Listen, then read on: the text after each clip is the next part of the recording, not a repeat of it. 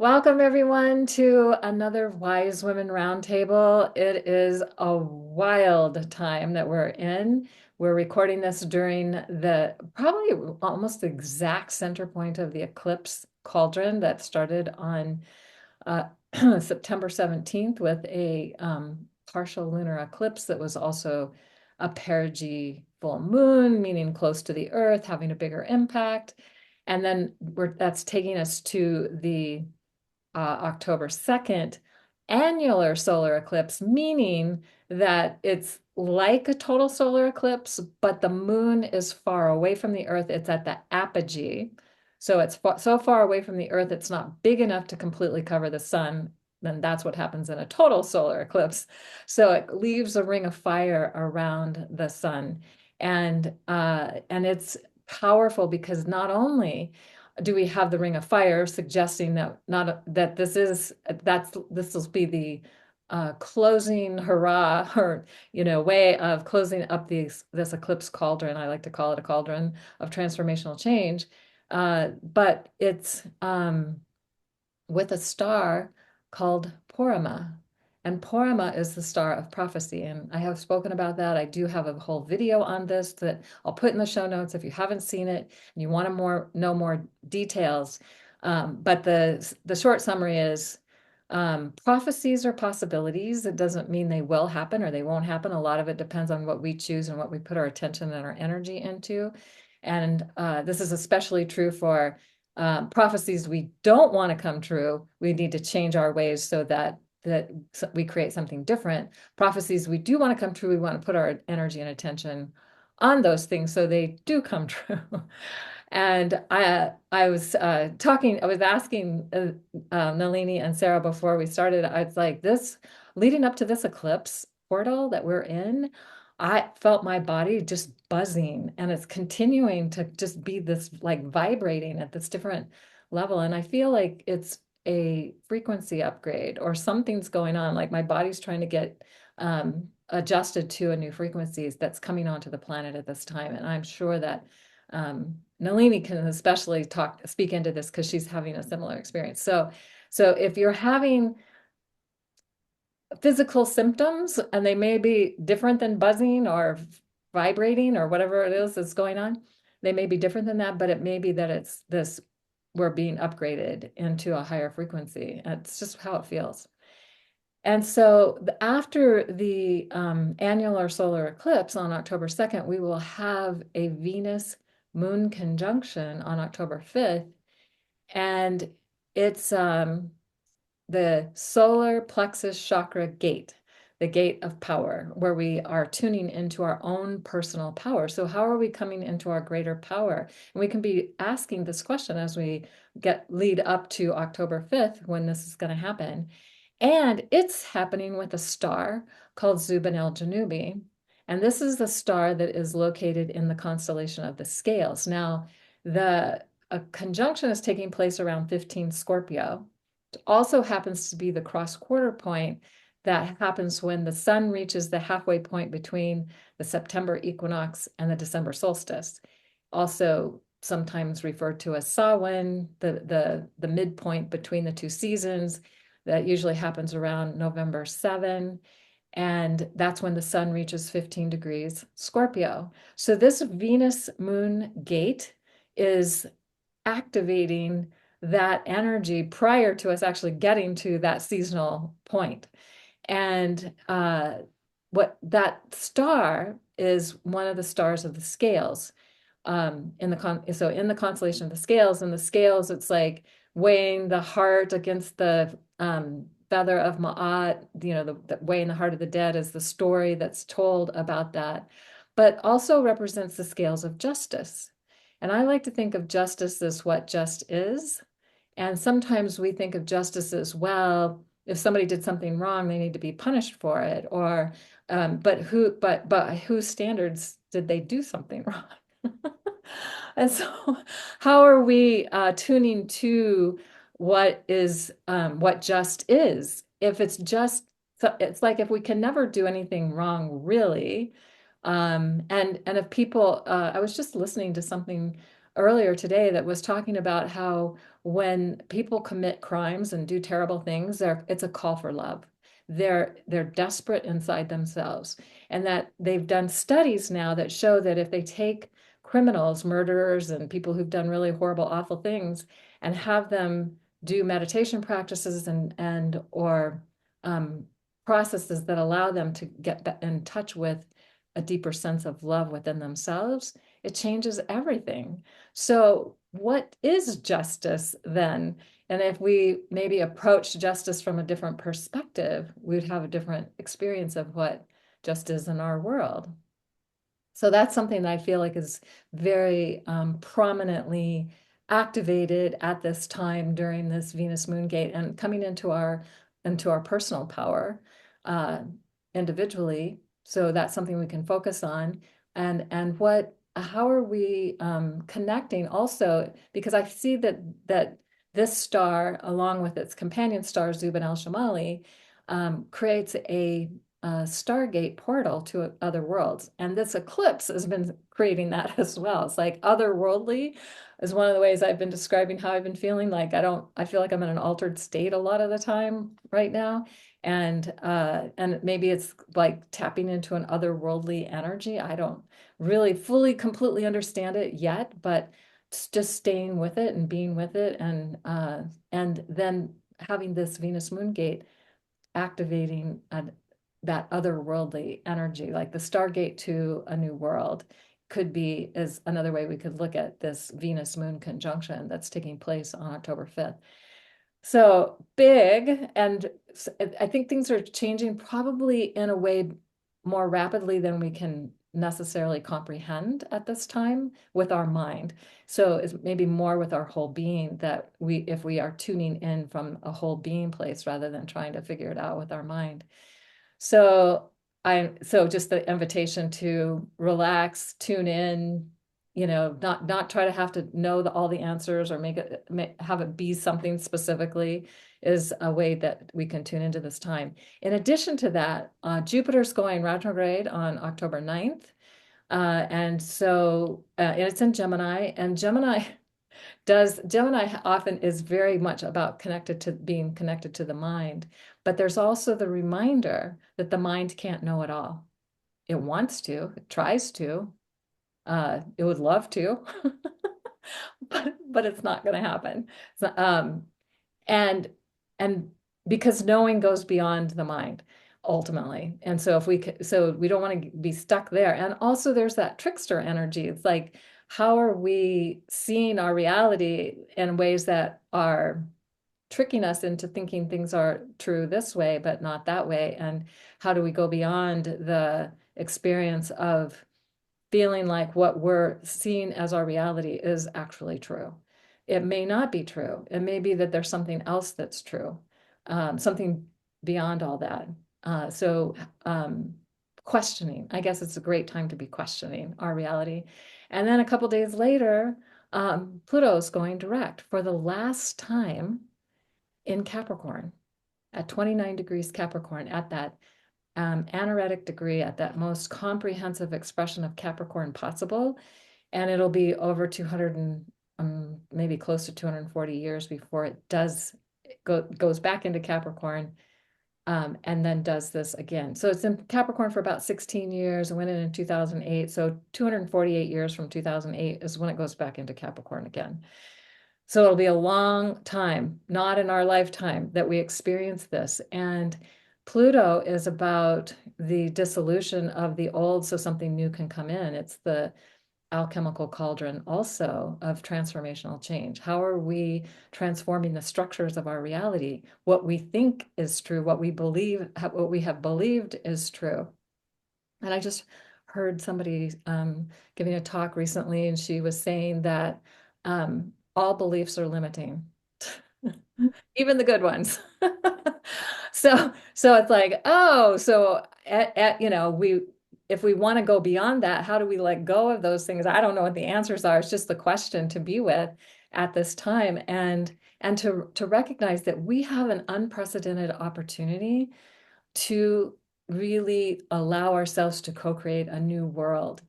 And as the Hopi say in their prophecy, it's we can create a world of peace, plenty, and illumination for everyone. And not maybe not everybody would choose that reality, but maybe if the greater collective chooses it, it becomes the reality for most of us. That would be awesome.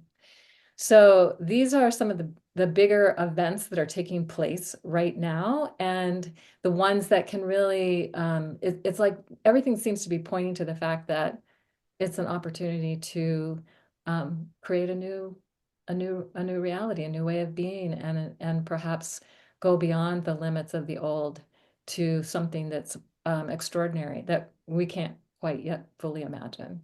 So with that, I'm going to pass this on to Nalini. Oh, thank you, Kaylin. Wow, that was a lot.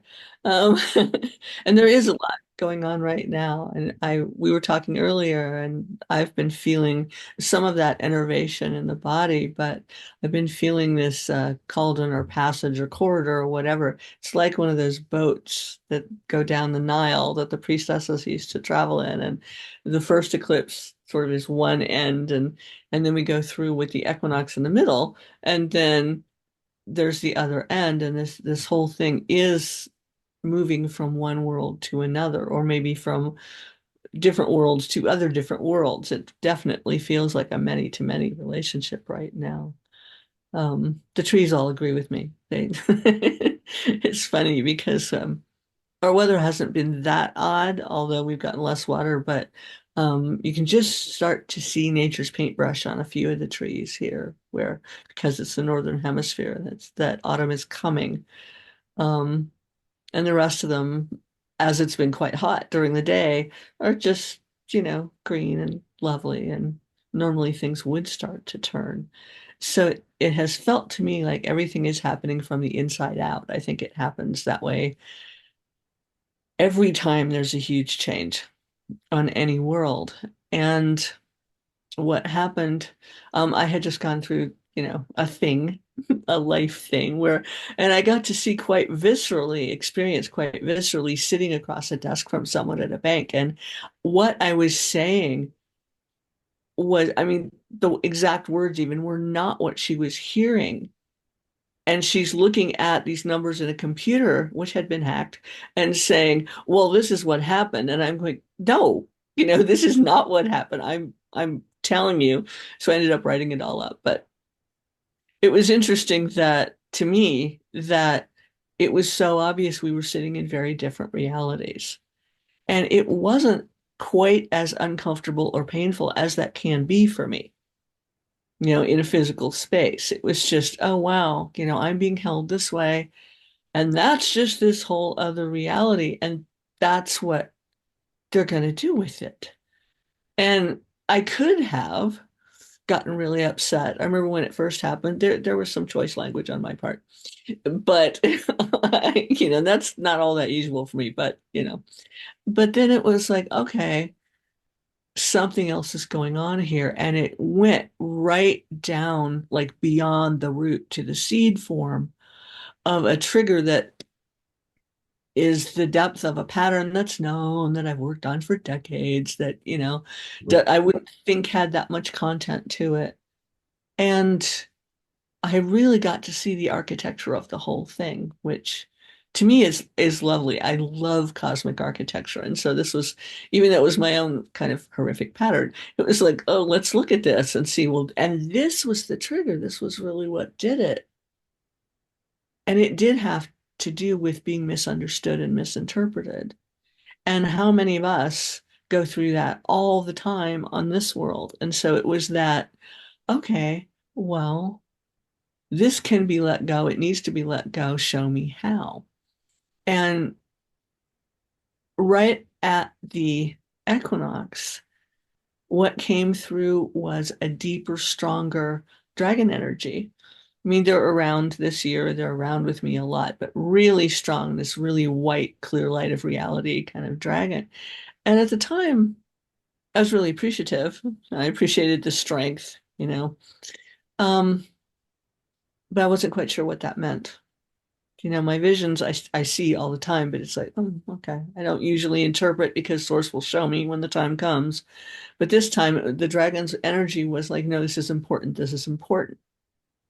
And over the last, 3 or 4 days, it's been, well, that particular white, you could say, dragon has to do with bringing in beauty and bringing it from the other realms into the physical and letting go of some of that duality of as above, so below, as within, so without. It's like, no, this all has to come together. The quantum field doesn't really operate that way. That's just a useful lens of perception. And I looked up a couple of things because that's what I do. And the White Dragon energy was about bringing the beauty to art, music, writing. And my whole heart just lit up. It was like, yes, I mean, that's what I do. That's what comes through me. That's what, bringing that inspiration that is sourced from source as source is what lights me up. It's not that there was any question. It was just that this was a validation of really cosmic proportions and showing me that as we are aligned, a very, very fluid alignment. I mean, the stars are fluid alignments. We just make, pictures out of them, but they're very fluid alignments. It was as you're aligned, any of us, in that fluidity, this is what's being birthed, and this is coming through an entirely new way. And I don't have any idea what that new way will be, but it was so exciting and felt like so much fun. And I went out into the garden and the trees and all, most of the flowers are not blooming anymore, but there are a few here and there that are hiding, and they were like, it's like so much fun because it's all about, as we go forward, all of us grounding, earthing, whatever you want to call it, all of this new inspiration, this new creative cosmic energy into Gaia because that's where our bodies come from. That's where our manifestations come from. And that's not news exactly, but it's so strong right now that it feels like once this eclipse window, passage, cauldron, whatever closes, that's the beginning of the rollout to where the cosmic energies hit the road. So this will be really interesting to see. And it's just made me so happy for the last couple of days. It's almost like, in spite of everything, or in a whole really other reality from everything else that had been going on, there's just this joy and this peace and this power that is always available, especially through nature. So we are in a huge energy time anyway. So with that, I will hand it over to Sarah. Thank you, Nalini and Kaylin. So it's very interesting just sitting here listening to you both and essentially giving, because I'd arrived today, having been doing lots of things before I arrived, to allow myself to sit quietly and resource myself in the quietness and the reflections, essentially, with my cup of tea. But I was kind of smiling as I was listening to you both because my day, which is not, it's not been a bad day, it's just been that kind of day, um, has needed or is going to need now a good deal of, I'm going to say this as a reflection of myself, and I smile with a sense of humor, forced rest on my own behalf, in that I just know I need to be quiet.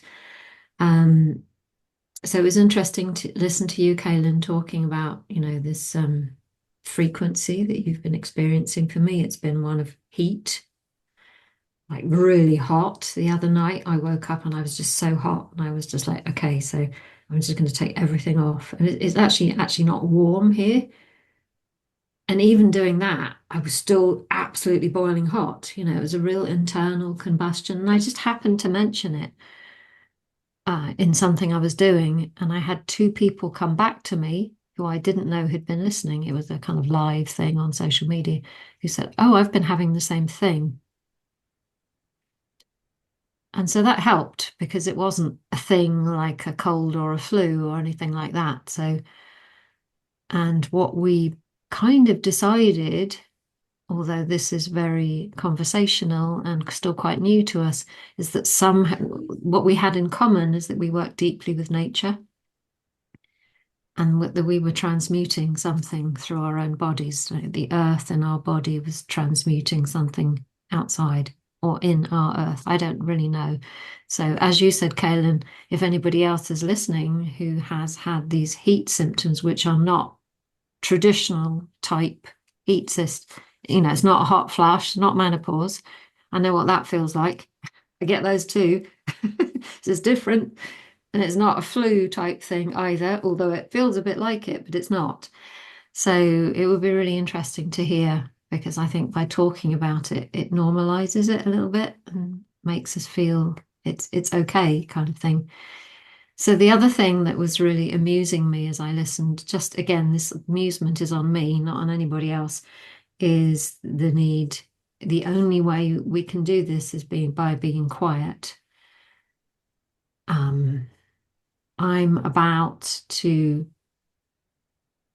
what's the word? I was going to write, is not really the word write, bring through me the final element of a course that I've been writing for over a year now that's been through all of the different elements. And the final element to do is fire. And I've been kind of looking forward to fire because I'm quite fiery myself. And I was like, yeah, we'll do this thing.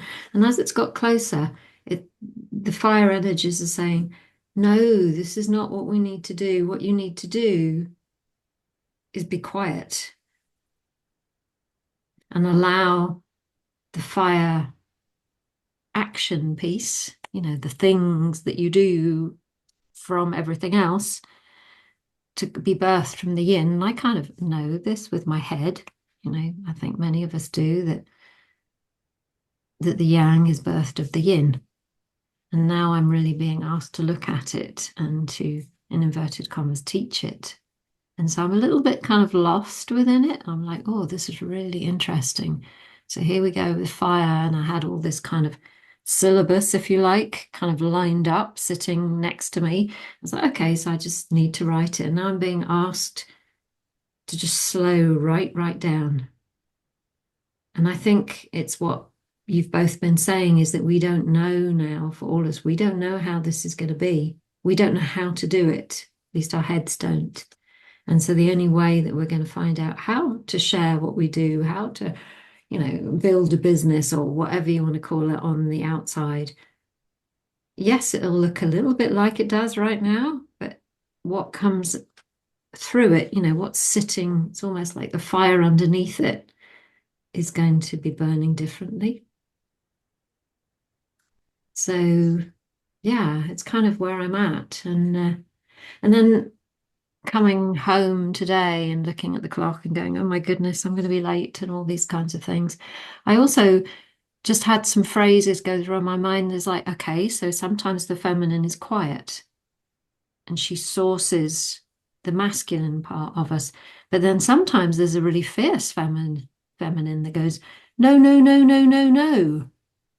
You have only got this window to do it. So you just do the thing that you need to do.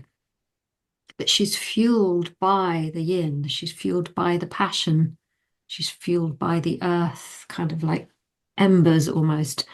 So I'm just musing aloud here is really what's flowing through me. I'm just starting, I think, to understand fire and what it means and how we can use him on the earth. And what a time to be doing it in this eclipse window.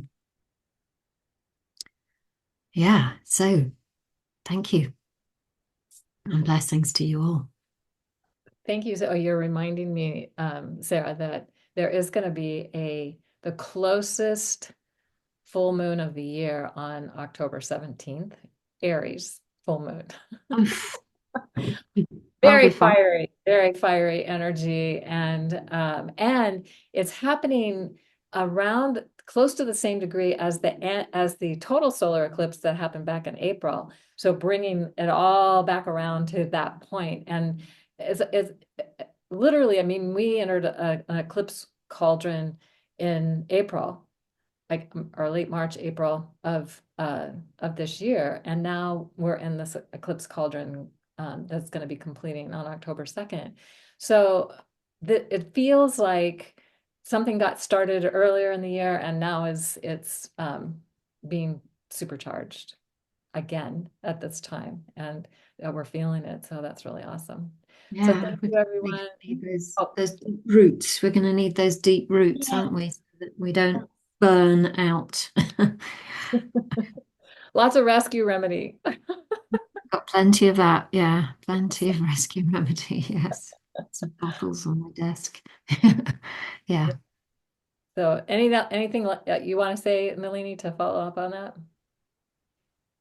We don't know. Yeah.